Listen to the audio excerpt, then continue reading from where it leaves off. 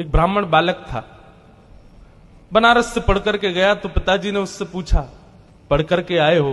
बोले हाँ। गुरुजी ने सब पढ़ा दिया? बोले हाँ। बताओ पाप के बाप का नाम क्या है? तो ब्राह्मण बालक ढूंढने लगा सब जगह, पोथियां खोल खोल के। बोले गुरुजी ने ये तो नहीं पढ़ाया, पाप के बाप कौन है?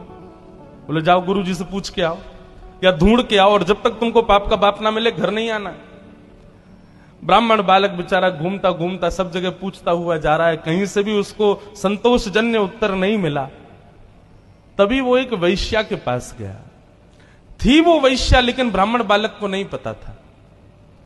सुंदर घर बना था, बाहर गौ माता बैठी है, तुलसी का पौधा लगा है। उसने सोचा कोई वैष्णव का घर है, थोड़ा कुछ अन्न जल ग्रहण कर लेता हूं। भीतर जाकर के जैसे ही बैठा, वैश्या ने जल पिलाया।